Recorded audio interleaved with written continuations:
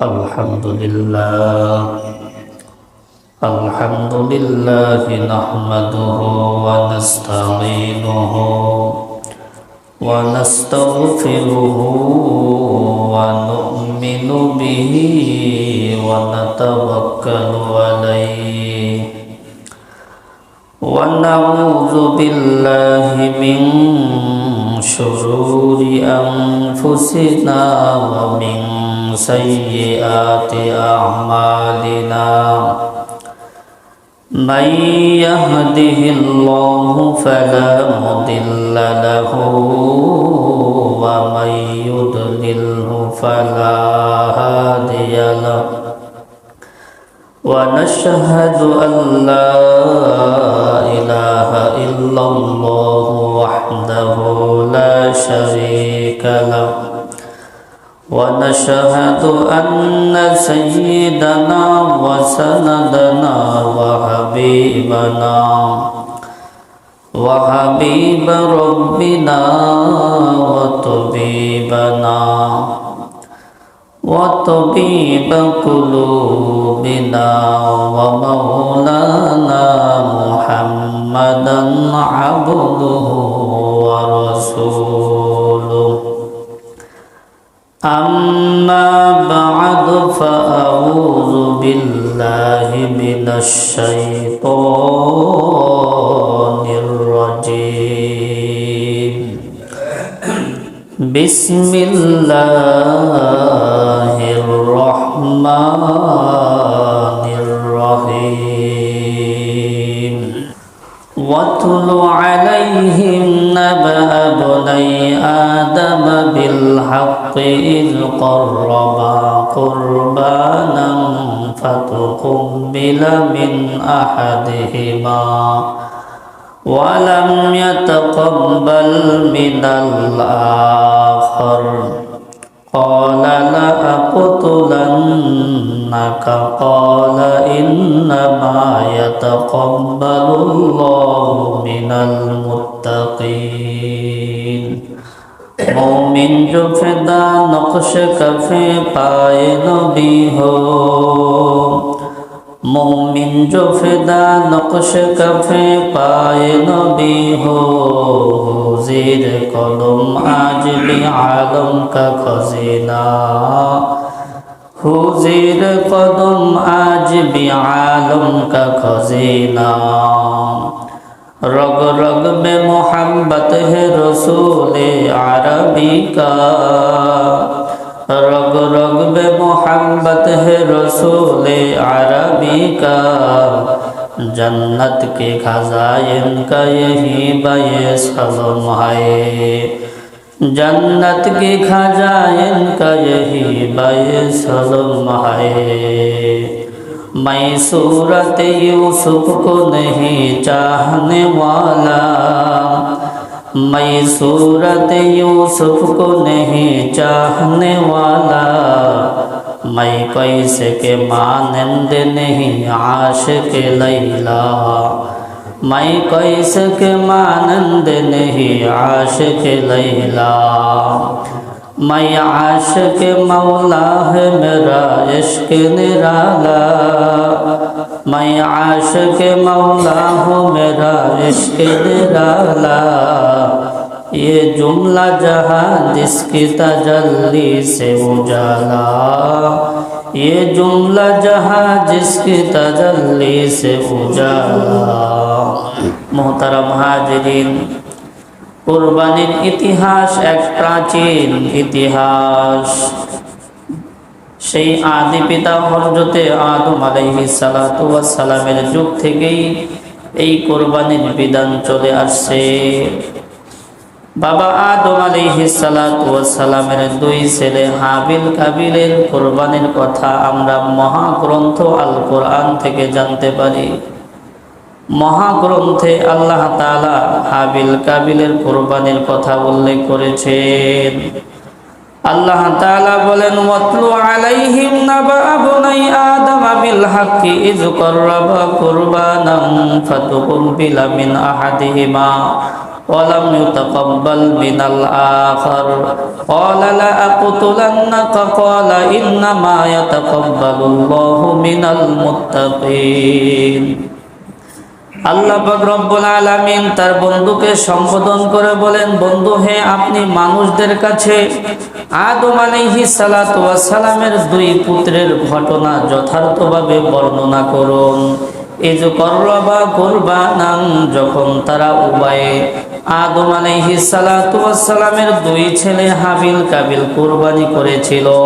ফাতুকুব্বিলা মিন আহাদিহিমা, তাদের মধ্য থেকে একজনের কুরবানি আল্লাহ তাআলা কবুল করেছিলেন, হাবিলের কুরবানি কবুল করেছিলেন। ওয়ালাম ইউতাকাব্বাল মিনাল আখার, অপরজনের কুরবানি আল্লাহ তাআলা কবুল করেন নাই, কাবিলের কুরবানি কবুল করেন নাই।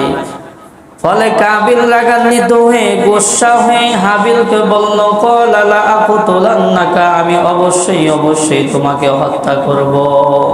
এর বিপরীতে হাবিল বলেছিল, ক্বালা ইন্নামা ইয়াতাকাব্বালুল্লাহু মিনাল মুত্তাকিন, আল্লাহ পাক রব্বুল আলামিন মুত্তাকিদের কুরবানি কবুল করেন।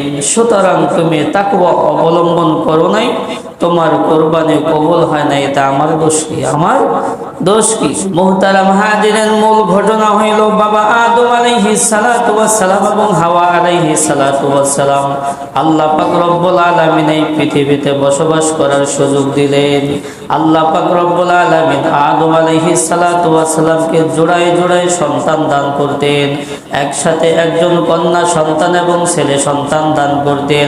পরবর্তী বছর আবার একটা কন্যা সন্তান একটা ছেলে সন্তান দান করতেন। পরস্পর ভাই বোনদের বিবাহ বন্ধন বৈধ নয়, হারাম, কিন্তু প্রয়োজনের খাতিরে ওই সময় ভাই বোনদের বিবাহ বৈধ ছিল। তবে একসাথে যেই ছেলে এবং মেয়ে জন্মগ্রহণ করেছিল তাদের মধ্যে পরস্পর বিবাহ বন্ধন হারাম ছিল। পরবর্তী বছর যে কন্যা সন্তান জন্মগ্রহণ করেছে, এর আগের বছর যেই ছেলে সন্তান জন্মগ্রহণ করেছে, তাদের মধ্যে পরস্পর বিবাহ বন্ধন বৈধ ছিল। তো হাবিল কাবিল জন্মগ্রহণ করলো, হাবিলের সাথে জন্মগ্রহণ করলো একটা মেয়ে, যে মেয়ের নাম হলো লিউজা। সেই মেয়েটি কালো ছিল, কুচরি ছিল। পক্ষান্তরে কাবিলের সাথে যে মেয়েটি জন্মগ্রহণ করেছিল তার নাম ছিল আকলিমা, সে ছিল পরম সুন্দরী। তো সেই যুগের শরীয়ত যখন তাদের বিবাহের সময় হলো, কাবিলের সাথে যে সুন্দরী কন্যাটা জন্মগ্রহণ করেছিল তার বিবাহের সিদ্ধান্ত করা হইল হাবিলের সাথে। আর হাবিলের সাথে যেই কালো মেয়েটা জন্মগ্রহণ করেছিল তার বিবাহের সিদ্ধান্ত করা হইল কাবিলের সাথে। কাবিল এই সিদ্ধান্ত মানতে রাজি না। কাবিল বলে, আমার সাথে যে আকলিমা সুন্দরী জন্মগ্রহণ করেছে আমি তাকেই বিবাহ করব, তাকেই বিবাহ করব। আদম আলাইহিস সালাতু ওয়াস সালাম অনেক বোঝানোর চেষ্টা করলেন, সে বুঝতে রাজি না। এক পর্যায়ে আদম আলাইহিস সালাতু ওয়াস সালাম তাদের উভয়কে বললেন, তোমরা দুইজনে কুরবানি করো, যার কুরবানি কবুল হবে সেই আকলিমাকে, সুন্দরী আকলিমাকে বিবাহ করবে। তাদের কোরবানির ব্যাপারে পাওয়া যায়, হাবিল সে দুম্বা বিচরণ করত, ছাগল চড়াইত। তার দুম্বাগুলোর মধ্য থেকে একটা হৃষ্টপুষ্ট মোটা দুম্বা সে কোরবানির জন্য প্রস্তুত করল। এদিকে কাবিল সে চাষাবাদ করত, তার ফসলগুলোর মধ্য থেকে কিছু বাজে ফসল সে একটা আটি করলো। এরপর এগুলো পাহাড়ের উপর রাখলো। ওই যুগের কুরবানি কবুল হওয়ার সিস্টেম ছিল, কুরবানির বস্তুটি, জন্তুটি, কুরবানির জিনিসটি পাহাড়ের উপর রাখবে। এরপর আকাশ থেকে আগুন এসে ওই কুরবানির জন্তুটি বা জিনিসগুলো জ্বালিয়ে দেবে। যার কুরবানি কবুল হবে তারটা জ্বালাই দেবে, আগুন জ্বালাই দেবে। তো দুইজনে পাহাড়ের উপর রাখলো। পাহাড়ের উপর রাখার পরে হাবিলের কোরবানিটি কবুল হয়ে গেল। হাবিলের দুম্বাটি আকাশ থেকে আগুন এসে জ্বালিয়ে দিল। এবার আদম আলাইহিস সালাতু ওয়াস সালাম বললেন, কাবিলকে বললেন, আমি আগেই বলেছিলাম এই সিদ্ধান্ত মেনে নাও। এখন দেখো হাবিলের কোরবানি কবুল হইল, তোমার কোরবানি কবুল হইল না। তারপরেও কাবিল এই সিদ্ধান্ত, আসমানি সিদ্ধান্ত মানতে রাজি না। সে রাগান্বিত হয়ে গেল, গুসসা হয়ে গেল। সে রাগান্বিত হয়ে বলে ফেললো, ক্বালা আকুতুলান্নাকা, হাবিলকে বলল, আমি অবশ্যই অবশ্যই তোমাকে হত্যা করব। এর বিপরীতে হাবিল বলল, ক্বালা ইন্নামা ইয়াতাকাব্বালুল্লাহু মিনাল মুত্তাকিন, আল্লাহ পাক রব্বুল আলামিন মুত্তাকিদের কুরবানি কবুল করেন। সুতরাং তুমি তাকওয়া অবলম্বন করো নাই, তোমার কুরবানি কবুল হয় নাই, এতে আমার কোনো দোষ না। এক পর্যায়ে কাবিল হাবিলকে হত্যাই করে ফেললো। মুহতারাম হাজিরিন, তো ওখান থেকে কোরবানির সূচনা শুরু হয়। এরপর প্রত্যেক উম্মতের জন্যই কোরবানির বিধান ছিল, তবে সিস্টেম, কাইফিয়াত, পদ্ধতি ভিন্ন ছিল। আল্লাহ পাক রব্বুল আলামিন বলেন, ওয়ালিকুল্লি উম্মাতিন জাআলনা মানসিকাল লিয়াযকুরু ইসমাল্লাহি আলা মা রাযাকাহুম মিন বাহিমাতিল আনআম। আল্লাহ পাক রব্বুল আলামিন বলেন, আমি প্রত্যেক যুগের উম্মতদের নিকটে কোরবানির বিধান ফরজ করেছি, এই বিধান রেখেছিলাম। তবে আমরা যেই কোরবানি করতেছি, এই কোরবানির সূচনা কোথা থেকে? বলে, এই কোরবানির সূচনা হইল হযরতে ইব্রাহিম আলাইহিস সালাতু ওয়াস সালামের যুগ থেকে।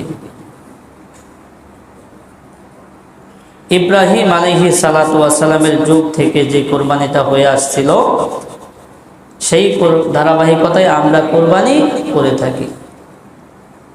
ইব্রাহিম আলাইহিস সালাতু ওয়াস সালামের বয়স যখন ৮৬ বছর হইল, বৃদ্ধ বয়স, সন্তান হচ্ছে না, আল্লাহ তাআলার কাছে কাকুতি মিনতি করে দোয়া করলো, মাবুদ হে, আমাকে একটা নেক সন্তান দান করুন।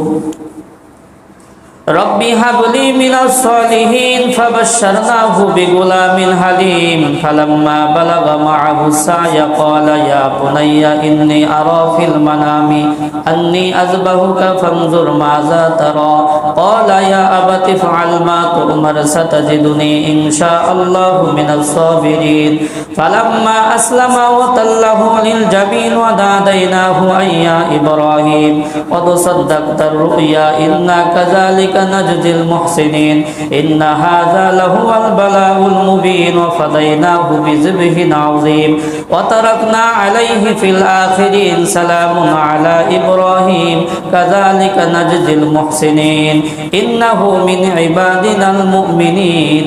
ইব্রাহিম আলাইহিস সালাতু ওয়াস সালামের বয়স যখন ৮৬ বছর হইল, ওই সময় ইব্রাহিম আলাইহিস সালাতু ওয়াস সালাম আল্লাহ তাআলার কাছে দোয়া করলেন, রব্বি হাবলি মিনাস সলিহিন, আয় আল্লাহ, আমাকে একটা নেক সন্তান দান করেন। ফাবাশশারনাহু বিগুলামিন হালিম, আল্লাহ পাক রব্বুল আলামিন নেক সন্তানের সুসংবাদ দিলেন, নেক সন্তান দান করলেন, নেক সন্তান দিলেন।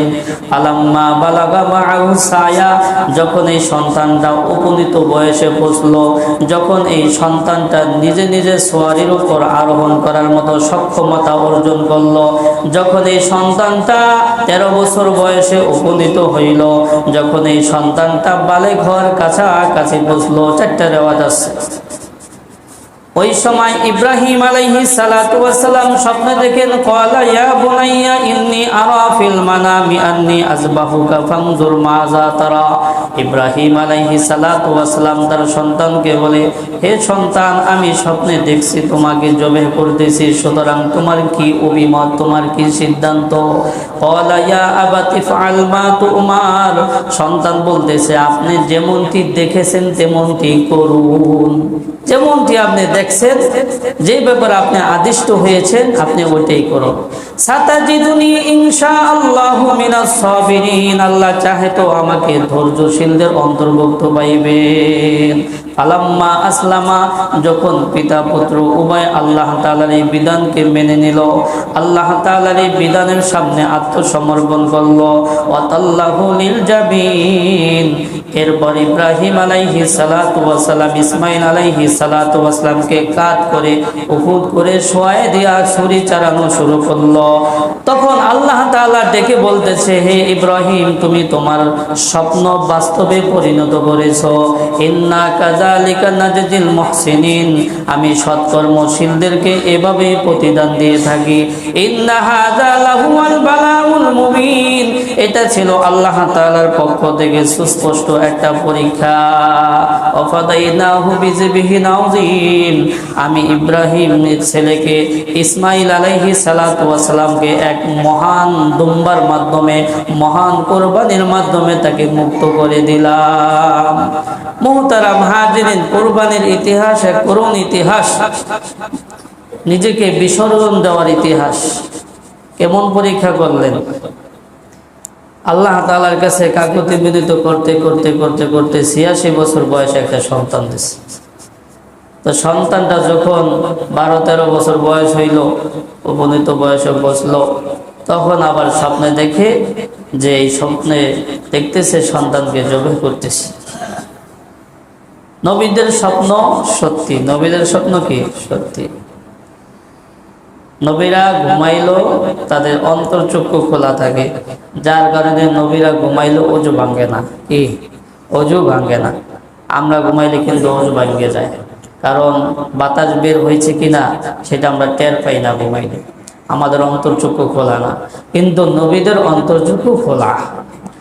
তো নবীদের স্বপ্ন সত্য। মুহতারাম হাজিরিন, এদিকে এই কোরবানির ইতিহাস থেকে আমাদের শিক্ষা নিতে হবে। হাবিলের কোরবানি কবুল হয়েছিল কেন? তার নিয়ত ভালো ছিল। তার কি নিয়ত ভালো ছিল? সে তার দুম্বাগুলোর মধ্যে থেকে সুন্দর হৃষ্টপুষ্ট একটা দুম্বা কোরবানির জন্য উৎসর্গ করেছিল, যার কারণে তার কোরবানি কবুল হয়েছিল।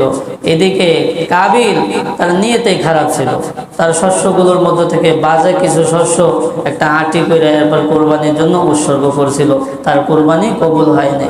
এই জন্য আমরা যারা কোরবানি করব তারা ভালো পশু ক্রয় করব, ভালো পশু ক্রয় করব, ন্যাংরা ফোলা কানা এগুলো না, ভালো পশু, সুন্দর দেখতে, সুন্দর দেখা যায়, টাকা যায় না, টাকা কি যায় না।